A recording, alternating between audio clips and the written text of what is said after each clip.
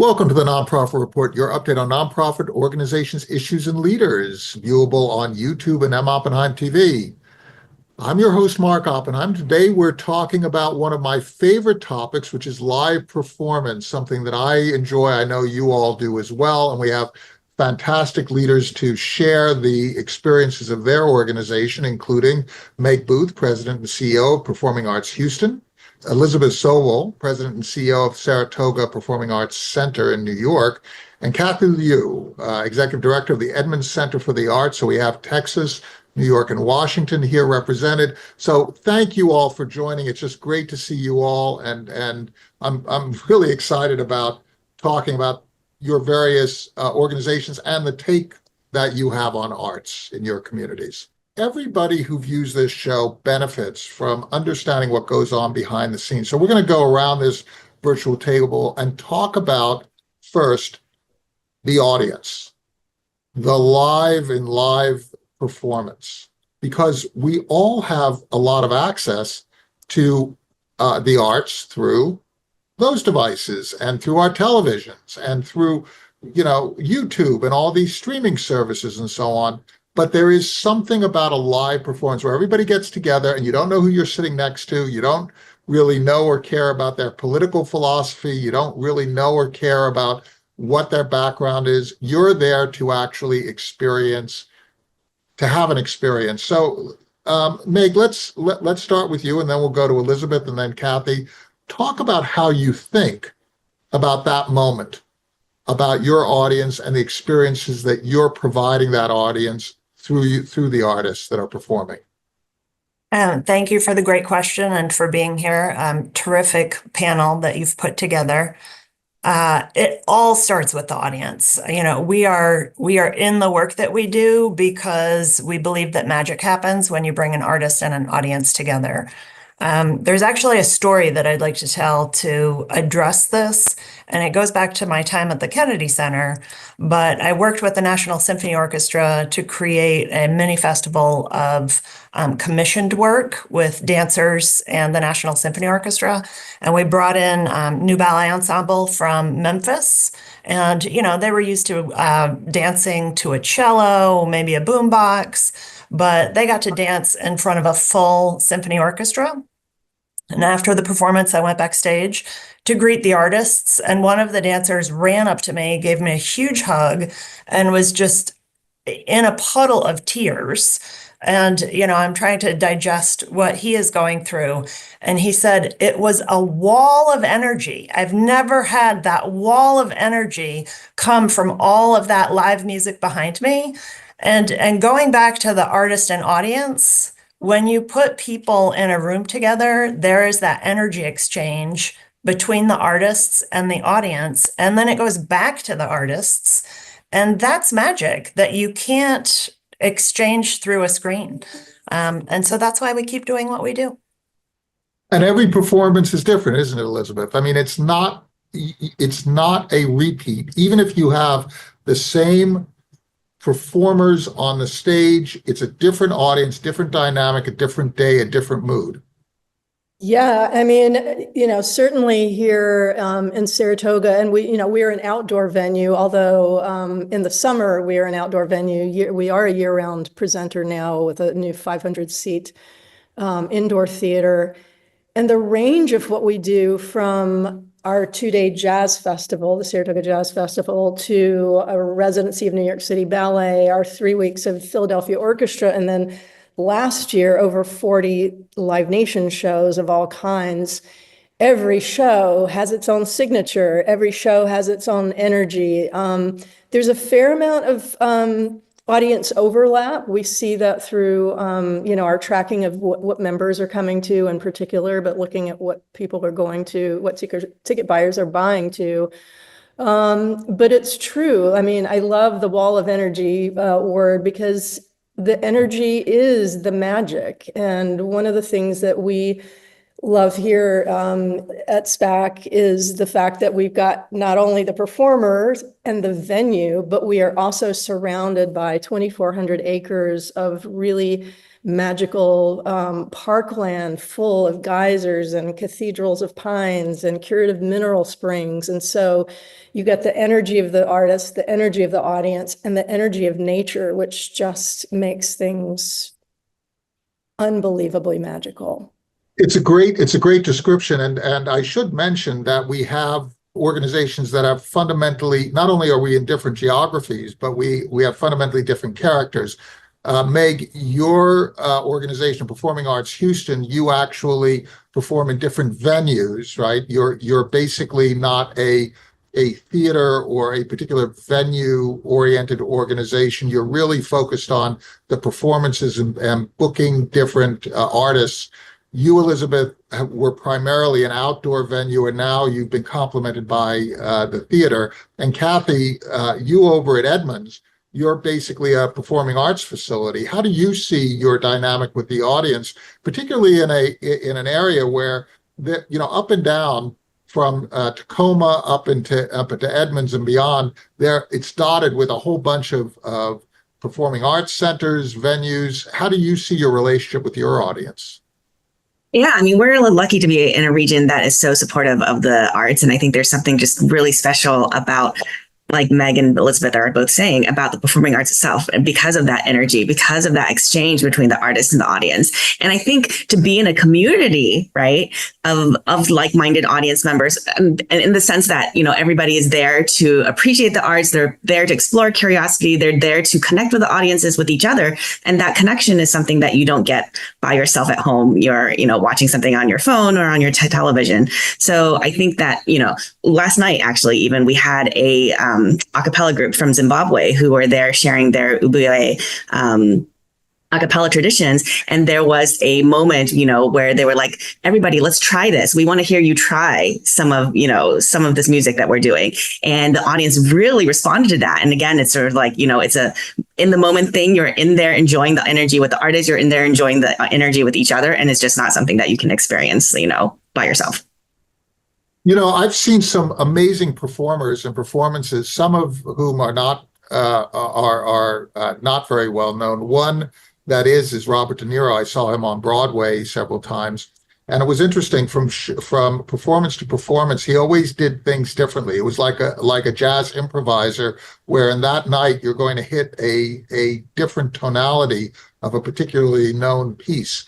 And that's the kind of thing that an artist, that keeps it interesting for artists, particularly artists who are performing the same songs or the same pieces all the time. So let's talk a little bit about the artist's perspective, because one of the things that I think is a real challenge for theaters, performing arts centers, is that the audience becomes jaded and they have so many different choices that, the act of purchasing a ticket, getting in a car and driving, that can become a barrier. How do you keep people engaged? Kathy, let's start with you, and then we'll go in the reverse order. We'll go with Elizabeth and then with Meg. But how do you connect with the audience, get them in their car, get them excited, and leave them wanting more? Well, I think that's something that's still an ongoing challenge for all of the performing arts, right? Which is that post-COVID, the audience habits did change, but really it's on us as performing arts centers, as performing arts groups, to also meet audiences, in how they want to be engaged, because it means listening to our audiences and what they want. In Edmonds, we certainly have a younger population. We have a lot of younger parents in the area. So we're really we're trying to focus on making sure that we have programming that's suitable for them as well, and making sure that we're focusing on things like family matinees, timing that's right for our local audiences, and programming that's going to be interesting to a wide swath of people. Interact with your audiences in this community building way that we're seeing in social media, where you're creating, even before somebody comes in, Elizabeth, do you think about how do you connect with people before they walk into the door, and also after they walk out of the door, after they walk out of a performance? How do you try and ensure that they remain connected?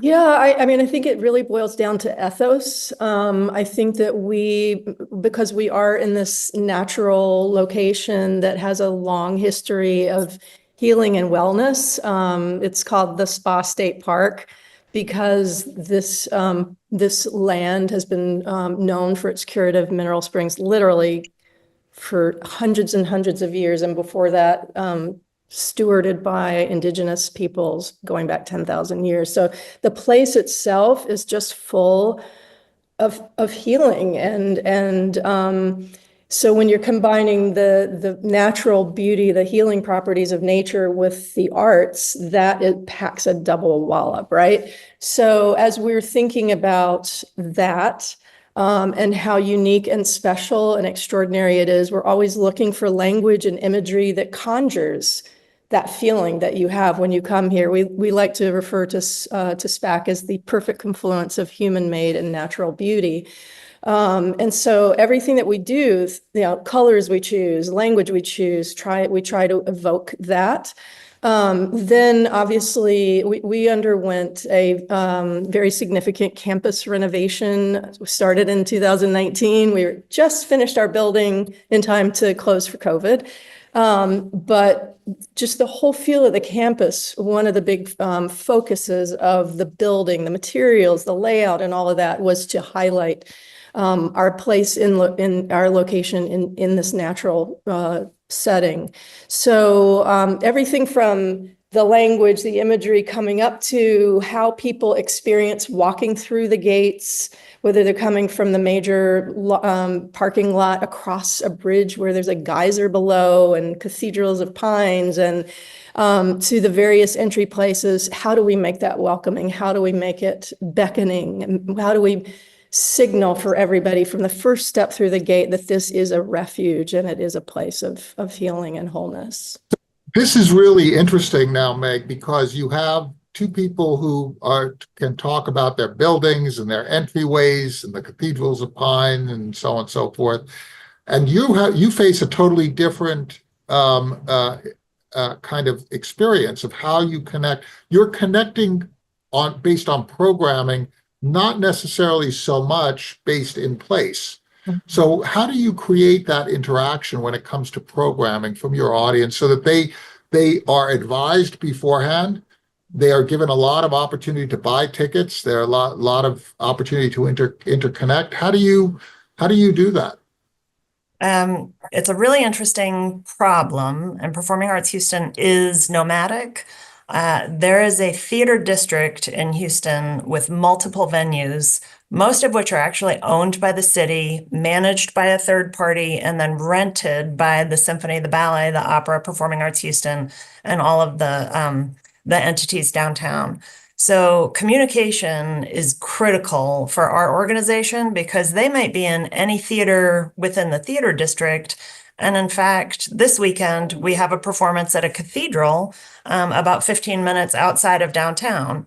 And so we try to make sure that we utilize, every opportunity to communicate with our patrons, whether it's through text or email. We have a newsletter that goes out. And to what Elizabeth and Kathy were saying, the arts should be fun. And so creating opportunities for fun engagement is something that we're constantly thinking about. So we have a newsletter that goes out on the first Tuesday of every month. We put an arts wordle in there so that people can kind of linger and think about the arts and have fun. And, we try to make our communications fun. We definitely lean into our education and community engagement team to create as many bridges with as many community groups to develop relationships. We have a prelude program where we bring in community groups to perform in our lobby before performances, and that creates bridges. That's great. I think we're constantly trying to improve the experience. We very recently launched a volunteer program to have greeters and to have volunteers kind of manage an information desk and just give people information and be available to ask questions over and above the ushers and the jackets, just to put a friendly face in front of people and make sure people believe that the theaters that we're in are just the same as their living room at home. They're just as welcome and they should be just as comfortable. So I would be very interested in, and this is just sort of an open question, please, anyone jump in. We've gone through COVID. We've gone through the post-COVID phases. We are now into the remote work phase where there's a big debate about office space. A lot of the downtown areas are having office space challenges. And if people aren't working in offices, they're not proximate to theater districts and they're not proximate to performing arts centers. So there's a bit of a challenge there. Are you finding, and please, anyone just jump in, are you finding a particular challenge, but also a particular opportunity in this kind of new dynamic of downtowns? I am in the center of downtown Houston. And I will say, I think Houston seemed to rebound from COVID a little bit faster than maybe the coasts did. And in fact, we're seeing that in employees coming back to downtown. I think the statistic I saw last week was that we're at 73% of employee return and 89% of visitor return to downtown. But one of the things that COVID did was really give the theater district, our downtown management district, our convention bureau management, an opportunity to all work together because we all drive residents, employers, employees, and visitors in downtown Houston. And so, this notion of collaboration with people who are trying to do similar things has been really beneficial and created a lot of opportunity for placemaking downtown, for sharing costs of placemaking activities, and certainly a great exchange of ideas. Well, that's real interesting. So you're saying it's forging collaboration. The common challenge is creating a higher degree of collaboration. Definitely. And Kathy, you're in a municipal facility, so of course the people who are running Edmonds and the whole area, they have a vested interest in how you function in that sense, attracting people, becoming a center of gravity. Are you finding that there's a difference in the post-COVID era and the remote work era, or is it pretty much the same challenge that you've always faced? I think we've seen maybe the opposite trend because Edmonds is about 20 minutes outside of Seattle. So in terms of that broader metropolitan area, I think, in fact, there has been a trend towards, some audience members saying, we'd like to stay a little closer to home and maybe not venture into the Seattle downtown area, but everyone still has a hunger to connect. They want to experience arts. They want to be transported and they want to be moved and have these experiences. So we want to make sure that we're providing that to them. And we are, as you say, like a cultural center for the region, and we certainly are part of our greater community. We have a lot of great restaurants in the area too. People still want to make an evening out of it. We know that we need to partner with, both our cultural and community and civic partners in the area. And we just want to make sure that, we're boosting that creative economy and making sure that, that we're uplifting the region as a whole.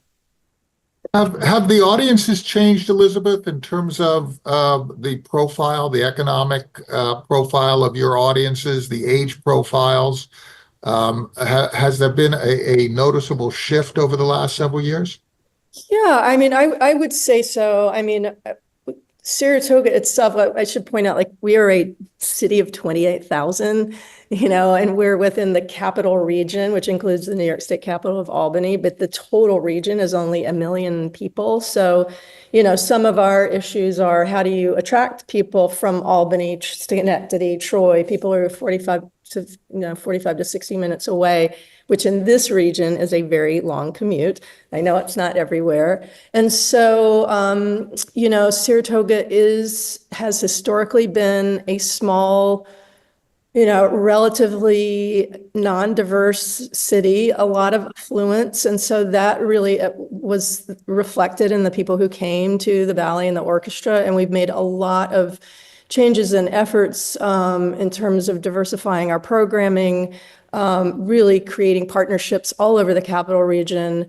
Our education program, when I came here in 2016, was serving 5,000 students in Saratoga. We now serve over 50,000 students all over the capital region. So we're going into underserved communities in the center of cities, as well as up north, where there's a very large, extremely Well, that's fabulous. That's a tenfold build. Are you finding that as well, Meg and Kathy, in terms of those types of educational programs, which are also audience development programs, right? Right, Elizabeth? Yes, definitely. Meg, are you finding that there's a build on the education side, master classes and those kinds of things? Actually, no. We do a whole host of different education activities, and they're all going well. But I'm going back to the original question that you asked, Elizabeth. I think one of the things that we have done in Houston, which is extraordinarily diverse, is to make sure the programming that we put on the stages is reflective of the populations here within Houston. Because having an opportunity to see yourself reflected on stage, having an opportunity to see a celebration of your culture is very, very important. And so in the last couple of years, one of the programs that we have really enjoyed is partnering with a group that had started a mariachi festival here in Houston. You'd think that we'd be celebrating our 25th annual mariachi festival in Houston, but there was a family who is literally doing this from a mom's kitchen table, doing one performance a year. And we started partnering with them, blew it out, tripled the size of the festival in the Opera House here downtown. And it was so rewarding to look around that beautiful atrium space of the Wortham and see that it was 80 to 90% brown faces celebrating their culture. We invited people to come in traditional dress, which they have done every year now. It's a terrific celebration of culture. So one way or another, through our programming, we're really actively trying to make sure that we identify and reflect the diverse communities that are part of Houston's plurality. And when you come in with energy, right, Kathy, when people are enjoying themselves and so on, it's also a real opportunity for somebody to experience their neighbor's culture, right? And that brings its own joy.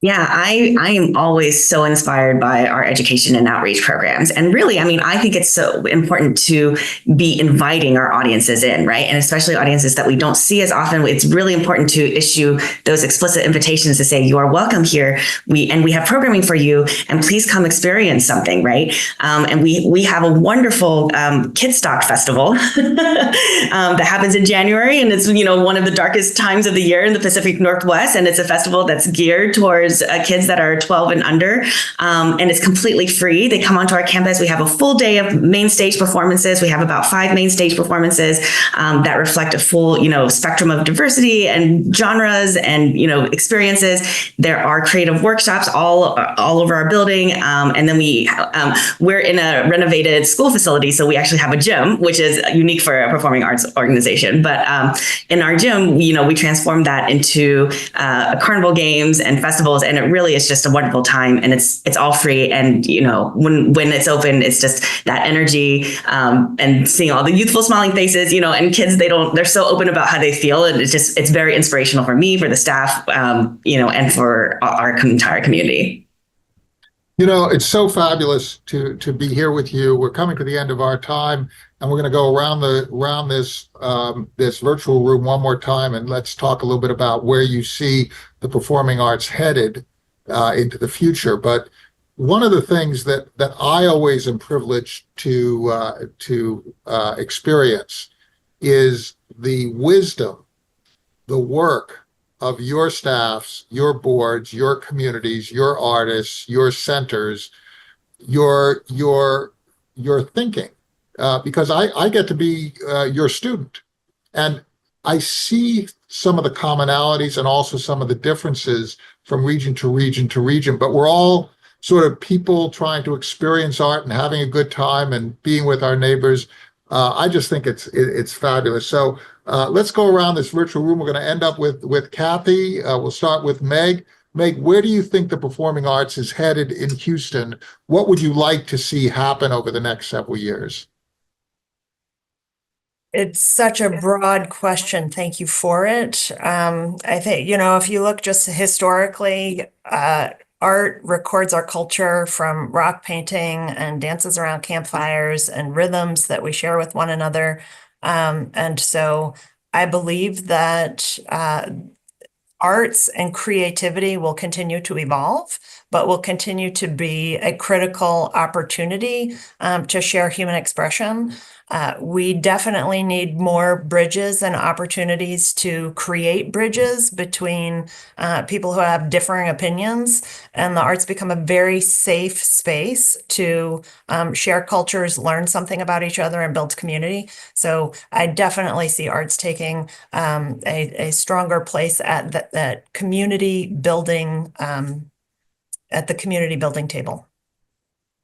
That's such a great point, right? The arts being a place where everybody can enjoy themselves and be together and really interact in a way that is it creates a country, really. Elizabeth, what's your take on what you would like to see happening over the next years?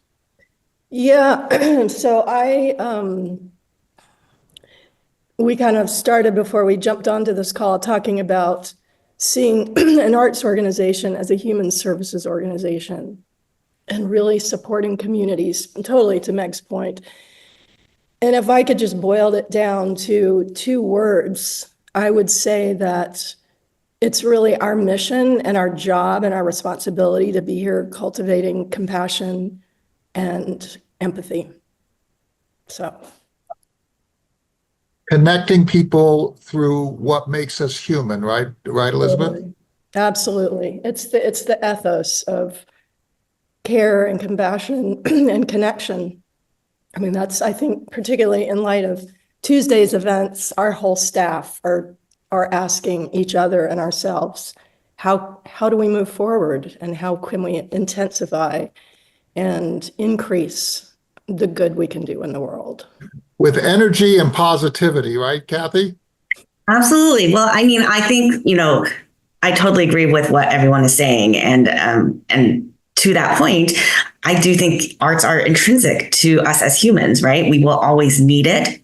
The way that we express ourselves, that is an artistic expression, right? Whether it's language or music or art, or, you need to write something down, or something more specific like playing a piano or singing or dancing, all of that's all expression. We always need it. We're doing it every day. And I think for us moving forward, the arts are just going to continue to be a reflection of our world. I think it's a moment of uplifting. It can be a sanctuary. It can be a reflection of, all of our connection to our community. And I think we need to be there, and we need to show up for our community. And my hope is that we redefine the term culture warrior to be a joyful, energized, cultural expression of different ideas and sensibilities and visions, and that we share together in this sort of positive sense. We can be warriors for arts, for culture, for connection. Thank you so much, Meg Booth, President and CEO of the Performing Arts Houston, Elizabeth Sobol, President and CEO of Saratoga Performing Arts Center in New York, and Kathy Liu, Executive Director of the Edmonds Center for the Arts in Washington. You are just so wonderful. Thank you all. Thank your staffs. Thank your boards. Thank your donors. Thank your audiences, and thank your artists. We are so much in your debt. Thank you, Mark. Thank you.